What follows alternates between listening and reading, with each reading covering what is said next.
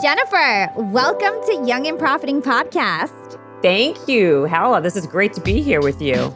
I am so excited. I love having my friends on the show. It always makes for a more natural interview. I know we're going to have a lot of laughs and learn a lot. So I'm looking forward to introducing you to my listeners. And Young and Profiters, Jennifer Cohen is a woman I highly respect in the self-improvement and podcast space. She's an entrepreneur, a brand strategist, a podcaster, and a fitness trainer. And she's considered one of the most influential people in health and fitness and one of the most impactful fitness entrepreneurs in the world. Jen's world-famous clients include Hollywood celebrities, Olympic athletes, top CEOs, and so many more. And she's also the author of 3 books and the host of a top podcast called Habits and Hustle, which is actually a new addition to our Yap Media podcast network. And on Habits and Hustle, she's interviewed people like Mark Cuban and Tony Robbins and celebrities like Chelsea Handler and Matthew McConaughey. So it's an awesome podcast. I hope you guys check it out. It's Habits and Hustle.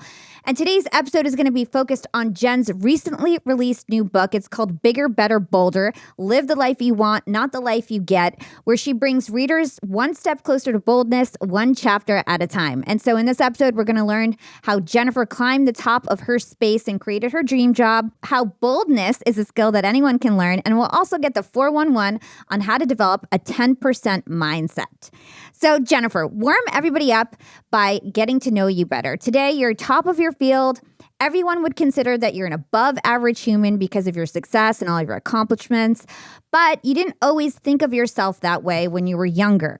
And when you were in school at a young age, you were regularly sent for extra tutoring because of your poor performance. And one day your mom told you that your teacher had called you average at best.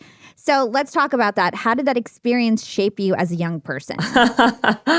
That's a great intro, Hala. So, Thanks. Thank you for that. It's amazing. You're right. So, I never was a great student. And I always thought that was my big Achilles heel, right? That I wasn't smart enough, that I wasn't talented enough or athletic enough. And over my journey, what I really recognized and what I realized was all those things really take a backseat. And the most important thing for success in anything, it could be professional, it could be personal, it could be whatever you are and trying to do. It's boldness is and was the secret sauce for me to get me from where I wanted to go. So, when people had these laurels that they can rest on, right? If they're like super intelligent, there's a reason why they say, the fortune favors the bold, not the brilliant, because it's actually very true. When you really think about these people who actually really get to really high heights of success, it's because they actually went after what they wanted. They were bold enough to ask for what they wanted, to go after. They chased what they wanted versus just taking what they got. And when I noticed that at a young age, that's when my life really took a pivot and really changed for the better. Yeah. And so I loved learning about you. Me and you are friends. We chit chat all the time, talk on the phone for an hour here and there. And I didn't really know about your come up story. And I come to find out that 12 years old, you got your first job at Olive Garden. And then from then on, you just sort of crawled your way to the top and created your own dream job, which was just so incredible to see. And I know that you always say that you see yourself in me when you talk to me. And I never understood why. And it's because we're both two really scrappy women who don't take no for an answer. And so I'd love to have my listeners understand how you went from, Olive Garden, hostess, or whatever your role was there. Hostess. To then, becoming a fitness trainer for celebrities. Well, by the way, let me just say one thing. Both of those things were not things that were available to me. Like how I even got into the fitness business was a total fluke. It wasn't my trajectory, right? And I'll get to that in a second. But when I was 12 years old, all my friends wanted to get jobs to make extra money, and they just naturally thought of babysitting as their only option. And even at a young age like that, I never really thought that myopically. I thought, well, what are the options available? And then let me place myself in one of those places. Because I really didn't want to babysit. I wanted to make more money or what have you. So I did notice that the Olive Garden was hiring. It was a new place near my house. And I walked in and asked the manager if I could work. And he laughed at me, obviously, because I was a kid. And you can't usually have kids working at a place where there's a liquor license.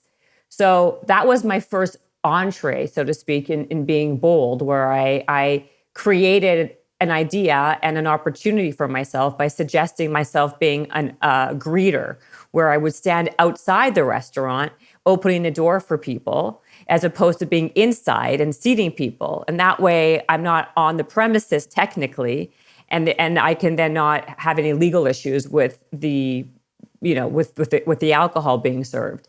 And I think that he was so taken aback that I would actually even think of an opportunity like that when I was such a young person. He just said, sure, he gave it a shot. And that was when I first noticed, like, I think I might be onto something, where it's not just about what's available and what people think in their box of what's available is the only thing that is. I mean, you have to take agency, and this is what I really talk about, and this is something that it's part of my platform, my philosophy, is that if you want something to happen for yourself, you need to take agency and ownership of your own life and go after it. And you can't rely on other people or other people's perceptions of what you should do and what society tells you to do to be, the destiny of your future. So changing and reframing that type of mindset is crucial. And so that led me down a path of always looking at things a little bit differently than other people. And so when I wrote this book, it really was something that I wasn't speaking, I'm not speaking from this white ivory tower of what you should do because I say so. It's more like, you know what, I'm just an average person from a small town, and these things happen to work for me and a lot of other people that I know who's actually reached success that they never even thought imaginable. And the through line through all of it is that they actually were bold. And so I just kind of talk about all these little experiences of bold moves that created this life. And so that's how I really see it. And that's how I view it. This is how I want people to think about it. It's a reframe of how you shift and kind of take on life. Yeah. And I know that. So we were talking before how your teacher called you average at best. How did that make you, think about life in terms of asking for what you want and taking bold moves? Because that was sort of the only way you could get what you wanted, right? Well, and I think that if I was to be honest, I would say that kind of gave me like a little bit of a chip on my shoulder, right? Where I felt like I had to prove something and prove myself because of what she said about me. And I felt like, well, I'll show her type of thing. But like, you can use that type of negativity as fuel for you achieving and going after certain things. And, I don't believe in staying down for very long. I believe I had to lick my wounds, so to speak. And it was not easy to hear. But then I think being mediocre is actually a superpower. I think having mediocrity kind of helped me build grit and be resourceful because I had to learn how to do those things versus somebody who was just always naturally super smart and they can rest on their laurels. They never had to build character. They never had to build these other ancillary traits and skills because they can just rest on the fact that they were always told they were the smartest or the prettiest. And what I noticed in life is that if I really look at where they are in life and versus the other people that were mediocre, I mean, it's a real, the imbalance is very obvious. 100%. I always look at who I graduated with from college, and I had a terrible undergrad. I graduated with a 2.3 GPA because I was in my sorority, partying, cheerleading, escaping my parents, and so I look at people who graduated with a 4.0 in undergrad, and I'm like, wow, I sort of skyrocketed compared to them. But that's because, to your point, when you're smart, you think that life is just all about taking tests and everything is just easy, and you don't realize how to be creative, I guess, or how to get what you want without sort of playing in the lines. Yeah, I just feel like you're not forced to figure it out. I feel like recently I did a talk at MIT, which is obviously MIT is where the smartest people in the world go for college, right? And I did a talk under this program that they created called FAIL, which is about resilience. And I thought to myself, this is really kind of ironic, right? Here I am at like the school where the hardest school in the world to get into with the most smartest people in the world. And I am talking about failure and resilience to these people. Super surreal moment.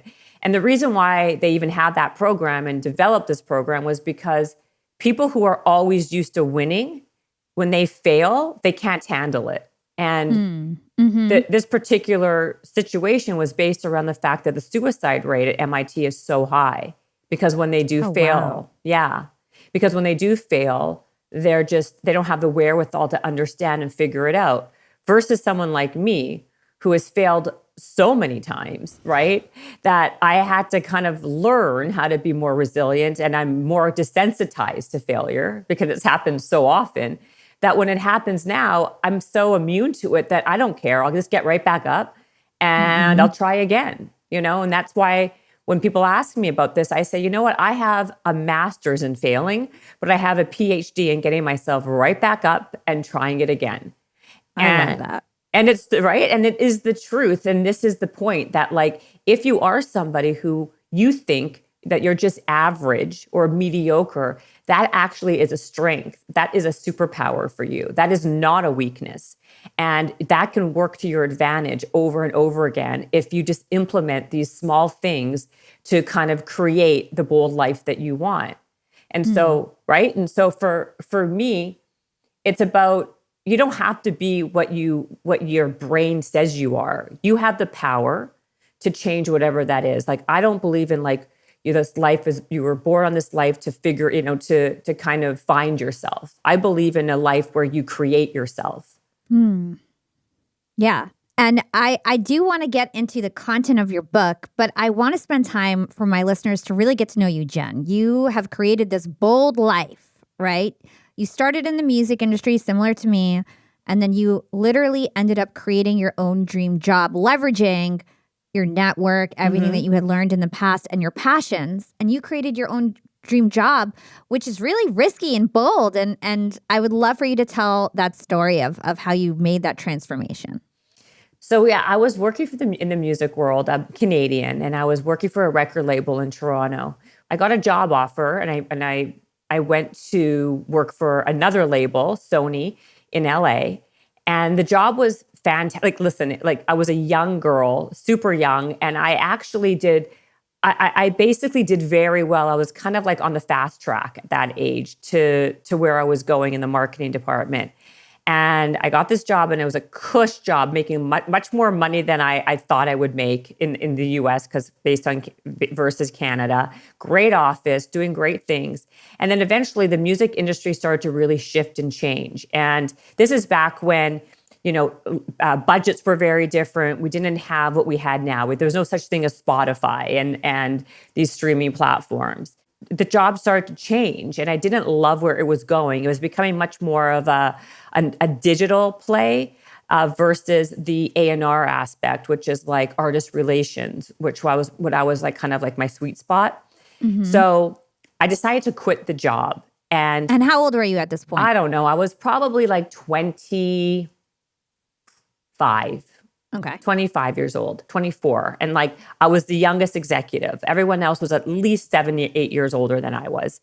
And I want to tell the listeners that when you're Canadian and you get a job in the US, for those who don't know, we have a working visa. So whoever sponsors you is where you have to work legally. And if you don't have that job, you kind of have to go back to your country, or else you have no other means of making money until you find another company to sponsor you, right? So when I quit my job, I really had no other means of making money, and I didn't want to go back to where I'm from, to Canada. I wanted to stay in LA. I love the weather. I love the lifestyle. So in that moment, I thought, you know what? I'm gonna go to school. I'm gonna become a personal trainer, just as kind of like a placeholder until I figure out my next move. So that way I can make some money, and then I can get paid under the table. And that way, then I can kind of buy some time until I figure out my next move. And that was really my intention and plan. Like, I didn't really have more than that. I had a direction, but I didn't really have much of a destination besides that. So I did that. But as I was going through getting my first certification, I was realizing that like, hey, you know what? Like I have all this background and skill set, like transferable skills from being in the music world, knowing how marketing budgets work, knowing how like that world works, like maybe I can kind of like figure out something else for myself. So then I figured out, basically, I went back to the label I had a relationship with. And keep in mind, when you work in the music world, you know lots of people in the music space, and like in any industry, not just in the one place that you work, but I knew people at different labels all over the place. So I had this idea, and I went back to one of the labels I had a relationship with, and I said, "Listen, I want to kind of talk to you about an opportunity. I want to become a label trainer where I would train the talent, and I would get paid like a finite amount of money, a retainer, no matter if people show up or not. And I know how the marketing budget works. I know how the money is allotted. Let's do that." And in my brain, that was a much better way of making some money versus me doing what I was originally going to do, which was having a ceiling and making some cash under the table, right? This way, I'm basically guaranteed money, and I have an opportunity for this label to sponsor me. Therefore, it would be much more kosher and it would work out better. And the guy laughed at me and said, "What do you know about training?" I'm like, "Well, I have my first certification right here, and I know how to work with talent. Give me a shot." And with a little bit cajoling and whatever else, he agreed and gave me a shot. And it turned out well. And one label turned into 2, turned into 3. And then lo and behold, it turned into, I was like this trainer to like all of these different record labels where I had to hire a bunch of trainers underneath me to like train people because there was only one me. And I created an entire fitness business, by just a kind of a fluke, by going down a different direction that I was otherwise doing.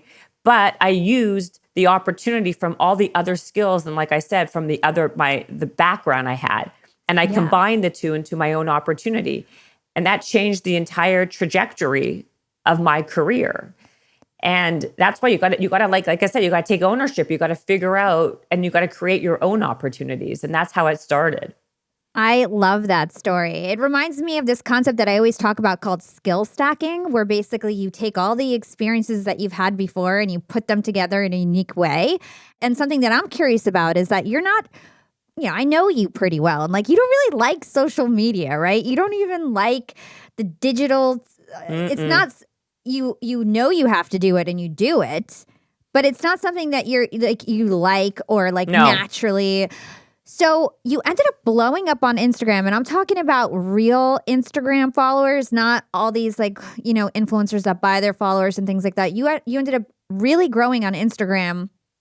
How did that happen? How did you start to build like your brand? Because I think you even had a pair of sneakers at one point. And so how did you get so well known and blow up like that? Okay, so the truth of the matter is there's like a big gap right in between. Because like, not to age myself, but like at that time, there was no such thing as Instagram and there was no such thing as social media. And I never sought out to be an influencer by any stretch, but my career took so many different evolutions where like I wrote some books in the fitness space. I actually started some companies in the fitness space. My last company was a fitness app that got acquired by Weight Watchers 5 years ago. And that was just, this stuff had nothing really to do with like social media. But I think what happened eventually was social media or followers or whatever you want to call it was more of a byproduct of the other things I was doing. I wasn't seeking out that. That to me wasn't the business I was going after. And you're right, like I'm not someone who's like loving that stuff. I feel like it's something that it has to happen and it's like a full-time plus job, but I always focused. I never really concerned myself what everybody else was doing. I really concerned myself with what I wanted to do and what was good for me in terms of like my skill set, my strengths, my weaknesses. And all of that stuff happened way, way after. If you focus on being really good at what you do and what you're doing, all that other stuff, people will know. Like you have to be so good that people find you, that it's so loud that people can't help but notice, right? Versus what's happening now, which is people are trying to have these big platforms on social media when they know nothing and then hope that people will show up. When in the real life, in the world that I remember and where I'm from, it's like you need to do the reverse. You need to be so excellent at what your craft is and learn it so well and always be learning and always be up on it, that all that other stuff becomes the byproduct. And I think that people just have it wrong a lot of times. And that's why I also feel that people have to be very wary of who they get their information from on social media for this reason. I totally agree. I feel like there's a lot of phony influencers. There's a lot of people, like you said, they don't even have an expertise, but they want to teach. Jen, you are one of the most, networked people that I know. And you always tell me this, like, I know, I do business in real life, right? And sometimes that matters more than this social media world, or matters just as much, right? And we'll get into social boldness. But let's introduce your book first, okay? So you wrote this book, and Bigger, Better, Bolder. And you did it right off the heels of the pandemic, right? So why is it more important than ever for people to be bold after we just, went through this pandemic for over 2 years? Well, I think that it's really important. I think, number one, it was actually off the heels of a TED Talk that I did that went viral. And that just so happened to happen. Like, I did that TED Talk right when the pandemic was happening. And what I noticed was, and what I think happened, is that people realize that life is short. And you have one time to live, and it's a finite time. So why live in a place of good enough when you can live and when you can actually try to self-actualize to who you want to be and what you want to do? And, the purpose of it is to have, and the reason, again, that I wrote this book was for people to have a rich life.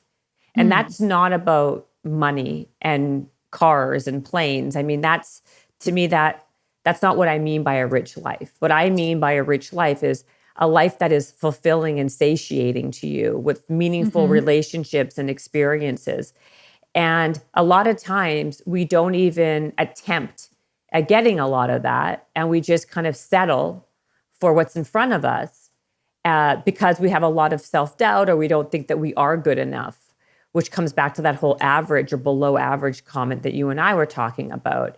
And so I think it struck a chord when I did that TED Talk, because what happened was it did so well, it went viral. And because of that, I noticed that there was a real need for people to have that assurance and that kind of like extra boost of a nudge, I should say, of trying, because of the fact that life is so short. And I think what the pandemic did, what just showed us that we want to enjoy our time as much as possible, and we want to be fulfilled as much as we can. And just kind of like phoning it in isn't okay, and it's not good enough. And so if we can move that pendulum or that needle a little bit to actually create what we want, that even better.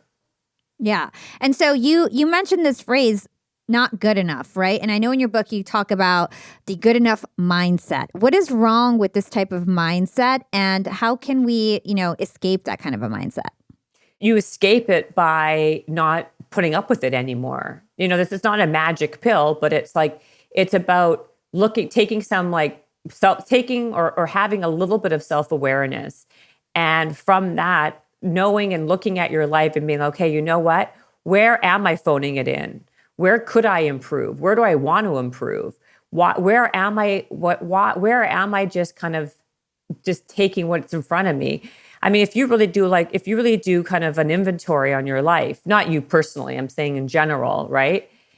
And if you think about all the people that you ask, like, oh, how's your marriage? It's okay. Or how's your job? It's all right. Like, everything is just in this, it's okay, status quo place, and I find that to be really upsetting, right? And by the way, I'm not any different. I'm not singling myself out. I think it happens with me too. So you've got to constantly do this self-assessment and be like, where is this happening? And then you got to really zero in on those places and attempt at making it better, versus just being okay with this good enough idea. Like, oh, I'm getting paid enough. my girlfriend is fine, or my boyfriend is fine, or my husband is fine. Like we want to strive for better. We want to strive for the best. And that to me is that's self-actualization. You don't want to look back at your life and feel like, you know what, like that I could have done that, but I didn't. This idea of, I prefer, in my opinion, I'd rather have a ton of rejection than a little bit of regret, right? Like regret's the worst thing, right? Like that to me stays with you forever. Rejection, you get over it a little bit. Like, whatever, hurts for a second and then you move on eventually after a day or so. But regret, like I should have, what if I did? To me, that's like gut wrenching. And if 100%. Right. And to me, that's where I'm trying to shift people's mindset from going away from that into a place that's much more authentic to who they really are. Yeah. I mean, I think that's super powerful stuff, and I couldn't agree more. I want to dig into a quote that I found in your book, and I think it's really important. You say, asking and failing and asking again is the foundation of boldness, which I think is really, really interesting because it's so true. You've got to ask for what you want. So I'd love to hear more on that from you. Well, I mean, you just said it right there. If you ask for something and the answer is no, how do you look at it, Hala? You look at, and I know you. So I don't think of you as someone who's going to be like, no, okay, and then just kind of like walk away and never attempt again. You probably are similar to me where you think, well, that no means not right now, right? Yeah. Right. Of course. And because of that mindset and that reframe of how you look at that, that's why you're successful. That's why you create these little wins for yourself. It may not have happened that day. It may not have happened the next day, but it eventually will happen. Either with that particular thing that you want, or by you continually trying, another opportunity will present itself that you never knew existed because you got yourself up and you didn't think about that no as the worst thing that ever happened to you. And you have to think about something as, what is the worst thing that can happen? If we thought that in every situation, people would make way more attempts to get closer to what they want. Like, what is the worst that can happen? Like, okay, that person said no. All right, I'll try again later, or maybe I'll do this thing, or maybe I'll do that thing. But it's not about you being, I'm just using you as an example, but you being extraordinarily talented or extraordinarily smart. But what sets you apart is that you are persistent, you're relentless and tenacious, and you don't see it as the end all be all, right? And so it's like kind of like the squeaky wheel gets the oil. These are all sayings because they're actually true. Yeah. Right? Like there's a reason why these are sayings. That's why the whole thing about like the fortune favors the bold, not the brilliant, like we said, or the squeaky wheel gets the oil. These are saying because these are actually truisms. And I think that what happens is we try to complicate these like very simple truisms in life versus just taking them for what they are and then acting on them. Mm-hmm. And I want to go back to what we were talking about in terms of the good enough mindset, because I was going to say something before and then it like flew out of my head, but I remembered it now. And it was that there are actually weak spots. All those things that you were talking about in terms of like, oh, your relationship's meh, your work is meh. Anything that you feel meh about is something that could collapse and is a red flag in your life that you need to look at and then see how do you actually make that stronger and, like you said, the best. And that takes making bold moves, right? So I'd love to understand your definition of boldness because I have a feeling it's a little different than what we all think. Well, from what you just said about this, like these red flags that are put on these situations, I have this whole theory, and I put this in the book, actually, these 3 Fs, which is this farm it, fix it, or forget it, right? Versus just dwelling.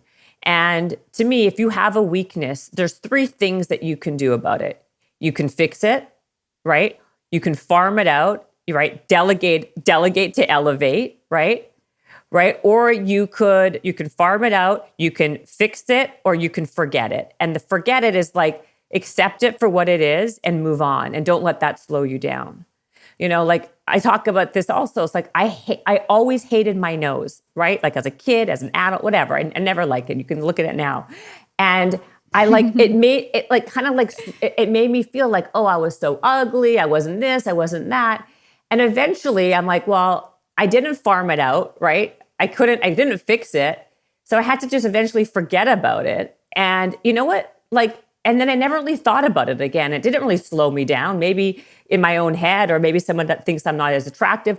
Who cares? But like, if you can kind of like find these pillars or compartments to place these weaknesses that you feel are so hard and weak into one of these buckets, and then let yourself kind of move past them and go, you're not allowing that thing to be a weight on your shoulders.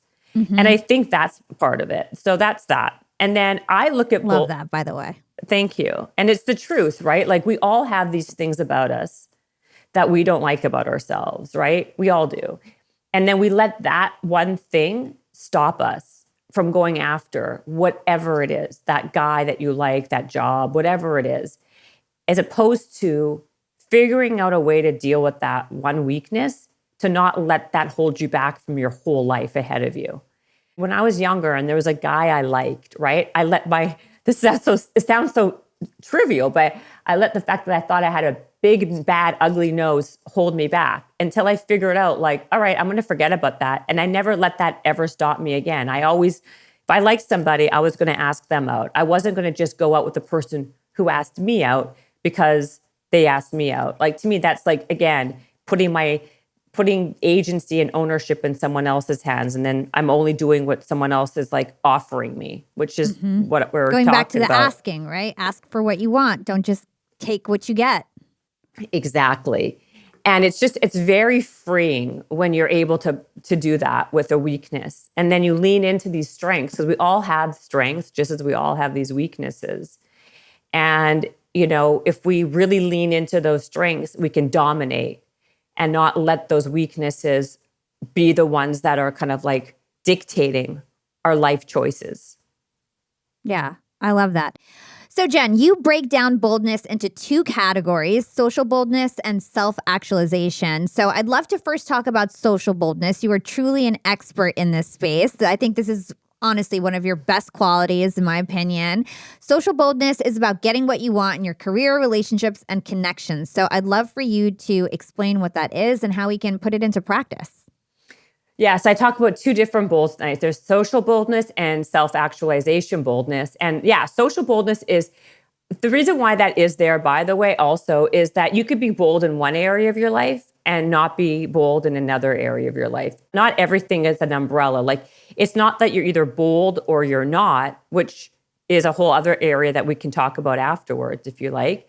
But there is different kinds of boldness. And that social boldness is all about, you could be very extroverted and socially bold and bold in building relationships and in your overall like social, your social communications.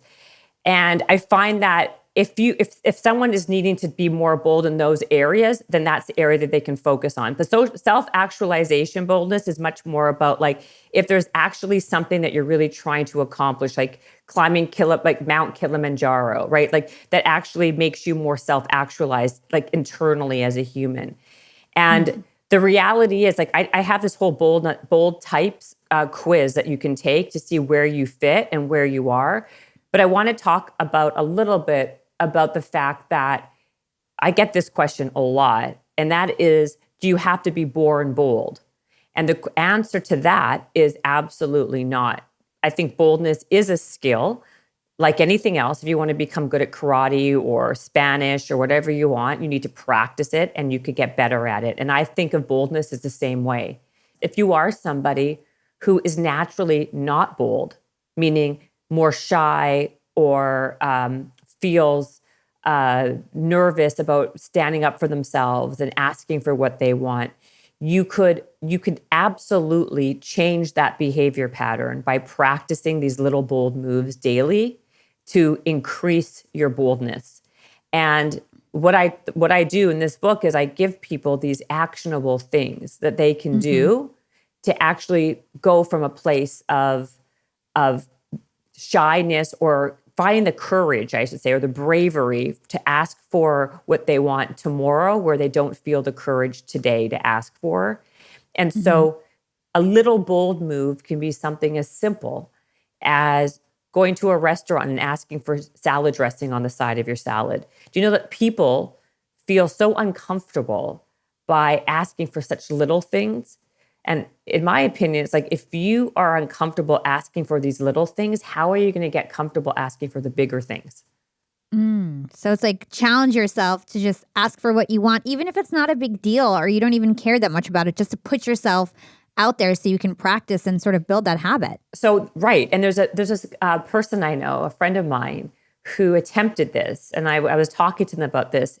And what he did was, everywhere he went for 6 months, he asked if there was some kind of discount, like some kind of like local discount that he can have or get by anywhere. He would go to the coffee shop and ask. He would go to the, he would go to the mall and ask, like a whatever, like a clothing store. He would ask. He would go to the movie theater. He saved like $7,000 in 6 months by just asking the question. And it was also, it wasn't for the money that he just so happened to save he actually saved 7,000. But again, that was the byproduct. It was a test to see how, like what happens when you ask, and if you ask, what you get, and to become more comfortable in the process of asking. So he became so comfortable in asking that then he started asking everywhere and at all things. So he realized that all these local joints around him, he got 10% off, he got 20% off, he got like most of the restaurants, no one even knew that they had like all these like little, discounts for people who were locals or who were, 40 and below, whatever. I don't remember exactly what they were, but I was going to say like 65 and under, but he was much younger than that. But my point is, like, there are so many little like things if you just put yourself in a situation or just ask the question. Yeah. And so if I have this right, social boldness is about asking for what you want with friends, family, colleagues at work, for example.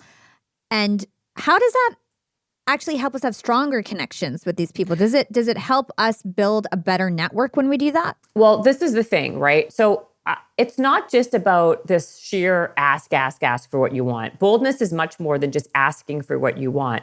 It's about a mindset. It's about like having this life that you curate for yourself and take initiative on and take ownership of. It's not just like, holla, I want this, I want that, I want that.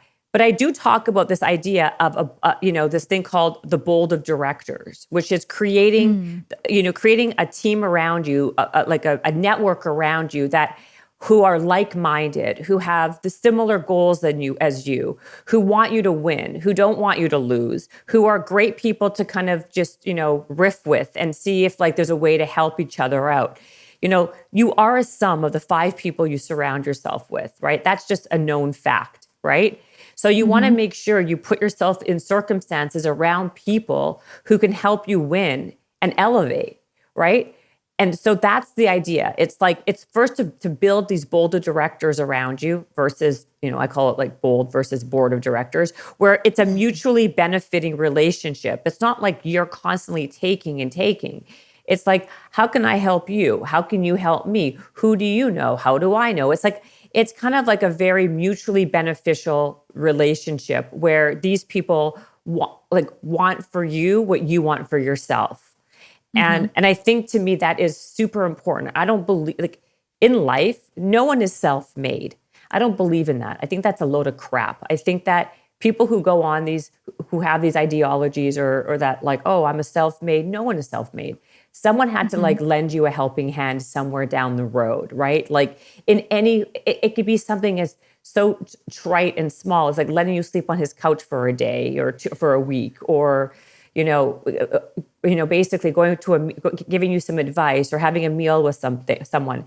Not everything has to be these like huge, outlandish, overt, ways of giving. But I believe that like being kind of collaborative and helpful and having good people surrounding you that can help you get to these things is super important. Yeah. So boldness, like you mentioned, is a skill that can be learned. So I'd love to understand if you have some like hacks that we can take with us. I know everyone's going to go out and get your book, but what can you tell us in terms of how we can actually learn boldness as a skill? Well, you can learn boldness by doing something. It's like anything else in life. It's a muscle, or like anything else in life, but it's a muscle like anything else that you have to work on consistently. If you want to be strong, right? I'm going to use a fitness analogy, okay? If you want to be strong, you don't go to the gym one day and think you're going to be strong for life, right? Same thing with being bold. Bold is for life. You have to work that muscle and continually and consistently to be able to be bold and practice over and over again. And so by doing these little bold moves daily or doing things daily to kind of like increase the building of your bold, so to speak, it helps build this as a skill, right? So if you do these small little bold moves daily, if you do it consistently, if you see yourself winning, like this is very much tied into like a confidence piece, right? Like, when you want to build confidence, the best way to build confidence is to have these small wins, and that last win gives you the confidence to do the next win. And that is the same thing with being bold, right? You got to like do these little wins and see yourself achieving them to give you that extra oomph to be bold again. And as you go, these accumulate and compound over time. And eventually you become much more bold. But you got to start somewhere. And the reality really is it's momentum, right? Once something in motion stays in motion, right? Something that's stagnant stays stagnant. And that's why you see these people, a lot of times, people who have a job are usually the ones who get another job offer. Or the people in relationships are the ones who usually meet somebody else because they're already doing it.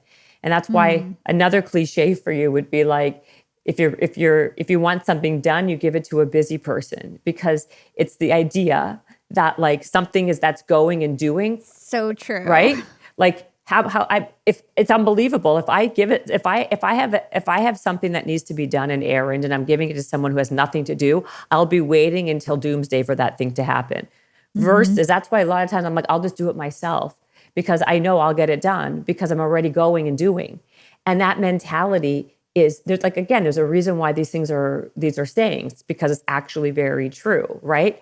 So someone that's actually in the groove and in the motion and practicing and acting is how you kind of build that bold over time. And then they're like, there is no secret that's beyond that type of mentality, but it's something that's true. If you're just sitting there waiting for opportunity while you're not doing anything for it, you'll be waiting a long time. You got to create your own opportunities. Yeah. And I totally agree. But a lot of people, people who might be reading your book or listening to this show, they might consider themselves to be like timid, shy, polite, extremely polite. And doing things like even like, sending food back at a restaurant might terrify them.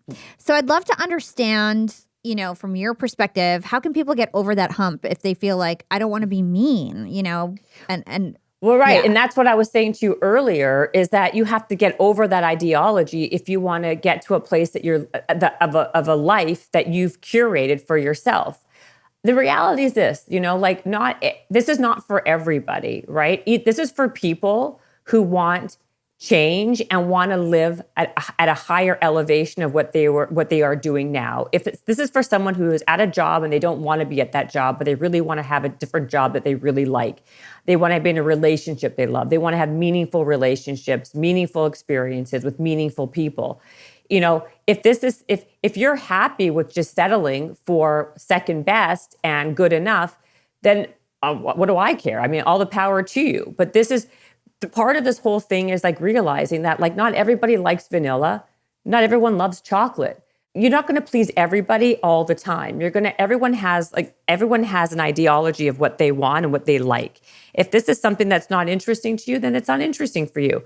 But truthfully, I think a through line that if we really were being honest with ourselves, we all want to live something closer sometimes to a life that's much more authentic to who we are versus to what is sometimes around us and available. I was not necessarily born bold.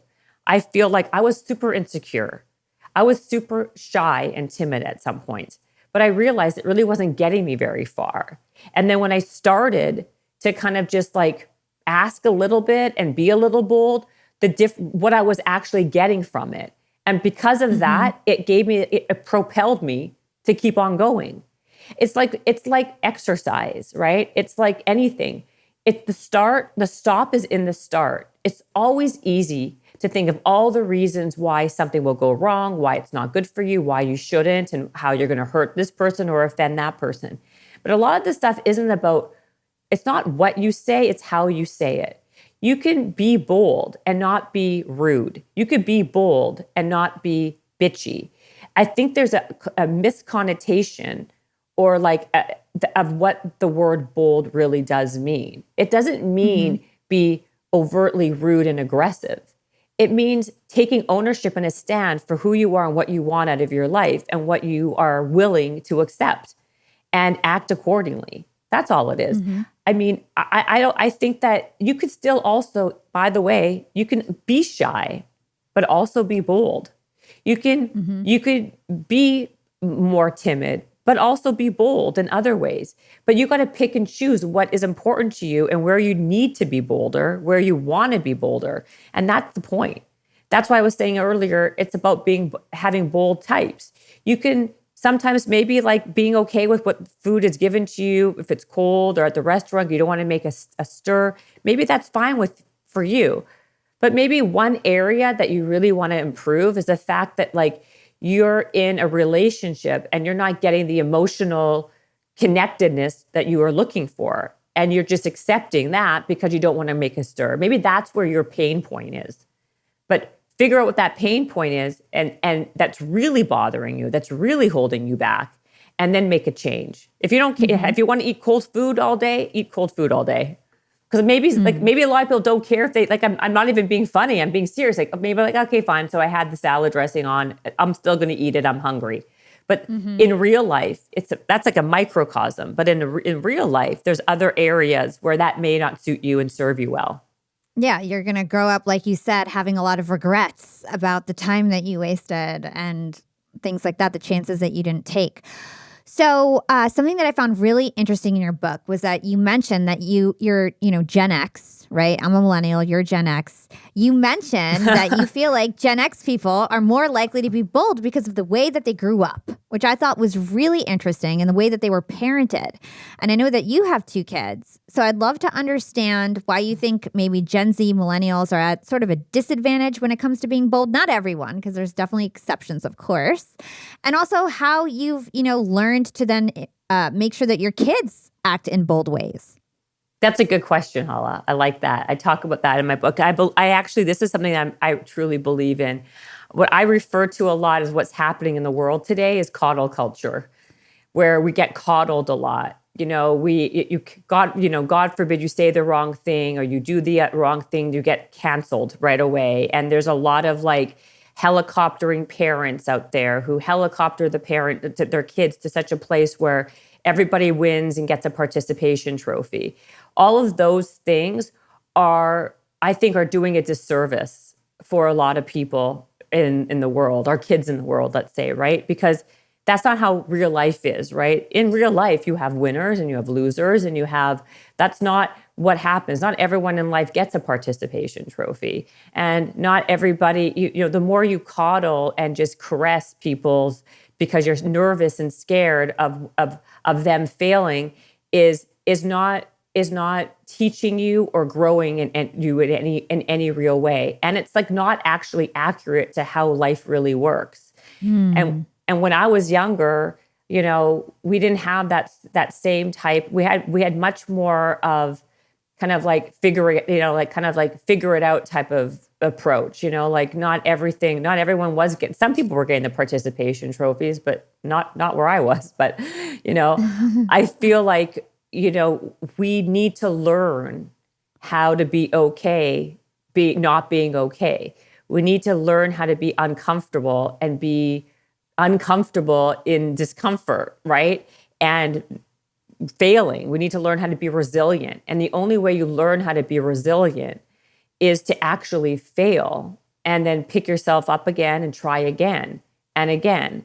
And this is why I feel when the whole idea of, again, we're not talking about everybody, but I think in a time that we are right now with everyone with the participation trophy and the helicoptering parents and the idea that I'm enough and all these body positivity and there's all these hashtags that we can fall to, where people fall into, where it gives people this permission to be okay with the status quo or with who they are.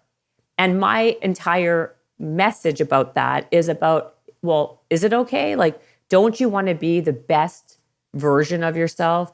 Don't you want to grow? Don't you want to self-actualize to be to your fullest potential? Like, I know when I'm lying on my deathbed, God willing, not for many, many, many more years, but I want to know that I did absolutely everything I can to have and use all the potential I had and try to make my life as complete and full as possible, and not fall on this ideology. It's like, oh, it was okay. I gave myself permission to maintain being okay and live a very average life. There's a big distinction, I want to say, between feeling mediocre and living average, being average, right? Yeah. There's a big distinction. It's about, I'm talking about like how we view ourselves, right? When we view ourselves younger as average or mediocre, that works to our benefit. But that's not the excuse that's not the same thing as like, I'm living my life, it's okay, and it's average. Because then you have the onus to make it better. I'm smiling because you're reminding me. I was talking to you offline that I broke up with my boyfriend, and so I'm on the market and I'm looking for new guys. You know what I mean? I love it. Anyone? Any takers? Right. You talked about this idea of self-actualization. It is such a compelling thing. It's such an attractive thing to have somebody who goes after what they want and who can create things and self-actualize for themselves. And I meet so many guys who seem great. They're cute. They're handsome. They seem smart. And then like they've got like a very boring job that they've been in for 20 years. And to me, like, kudos to you, but it's unattractive to me because I'm like, well, what have you self-actualized? Like, you got a job after college and then you just stayed there. You know what I mean? And so for me, like, I feel like this concept of self-actualization is something that I've been thinking about a lot because I feel like it's such an attractive quality in a person. I think it's very attractive. I agree with you. I think that there's nothing less attractive than somebody who just is fine with like letting themselves be okay with status quo. I think the most attractive thing in the world was when people want to push to be better, because, we don't want to, who wants to stagnate in life? I don't think, the truth of the matter is, I don't think anybody does. But I think what happens is life happens and then it goes fast and we're busy and then we forget and we're tired and we don't have the energy and effort and to put into what it means to do something else. And that's really where it gets like the rub, right? Because if we're not going to be focusing on that, then what's the point? Like life, like one day will bleed into another, that bleeds into another. And then you look back in 20 years and you never did any of those things that you wanted to ever do when you were a kid or accomplish when you were a kid, because you just couldn't be bothered. Don't let that happen to you, because you have the ability to take that control into your hands and be the CEO, so to speak, of your own life, and make things like change that trajectory for you. I mean, that is the point. I think it's very hard sometimes because we do get in the rut of life, and you have to make a decision of what you want from your life and how you want to live that life, and have goal. You don't have to have a destination necessarily, but have a direction and play out that direction. Because a lot of times, just in that process, all these doors open to you that you never even knew existed because you never even went down that road before. I think you should go watch my Instagram and you tell me if you think my kids are bold. My little girl, who's 7 years old, did a post about buying my bigger, better. She's like, welcome to my channel. And I want you to buy my book, my mom's book, Bigger, Better, Bolder. It's so cute. And the reason why I think it's cute because she's my kid, but that's not what I'm saying. I'm saying kids learn not by words, but by watching, by action. Your kids mimic you. So you can say all you want, talk, but what they are actually really kind of tuning into is what you're doing. And they mimic what they see, not what they hear. And I may be a lot of things in the world, Hala, but one thing I am 100% through and through is honest and authentic and real.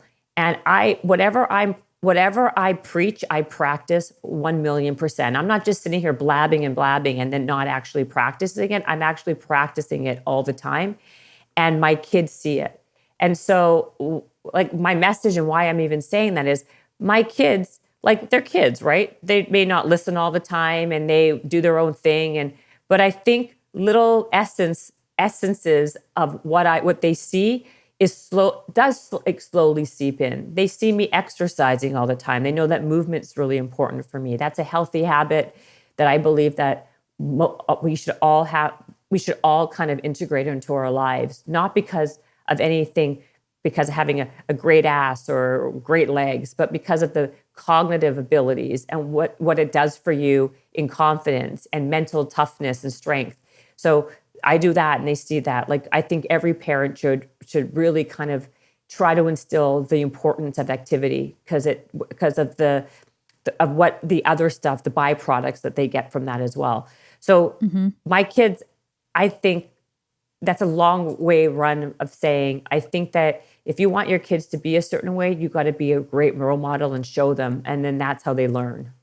Yeah, I love that because it's often forgotten. A lot of people, like, they're great role models at work and then they come home and they watch TV all night or something. And that's what their kids see in terms of like what home life is supposed to be. So it's really interesting. That's a really good point because I think a lot of times we give all our energy to sometimes in one area, we go super hard in one area of our life, and then we forget about these other areas that are actually in real life more important. And, I talk about this whole energy allocation theory that I have, and that is that put certain things on autopilot of your life so then you have energy allocated to the things that really matter. And for me, what really matters are my kids. And so I'm never too tired for my kids. So no matter what, I'm going to allocate energy towards them so I can have a balanced life. And to me, that's about being bold. It's about recognizing these weak spots of what happens in your life. Because when you have a busy career and you've got a busy life professionally, it's really easy to lose sight of all those other things personally that you just say, oh, I'll get to it some other time. But having, again, like to circle it all back, having a rich life is having a rich life both personally and professionally with meaning and fulfillment. And you got to create that life balance for yourself. You got to curate that for yourself. So do certain things and put certain things on autopilot so you do have time for those really important things like your kids. I love this. And I think this is a great way to close out the show. So Jennifer, it was so great to have you on. I always ask two questions at the end of the show that are the same. And then we do some fun stuff with them at the end of the year.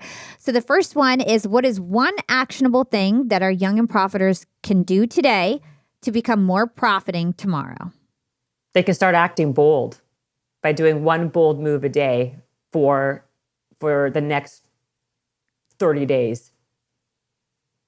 Amazing. And what is your secret to profiting in life? And it's very similar to your rich life concept, profiting in all areas of your life. Collaborations. Collab with people who are like-minded, who also want to see you win, and you guys help each other. Again, nothing is done in a vacuum.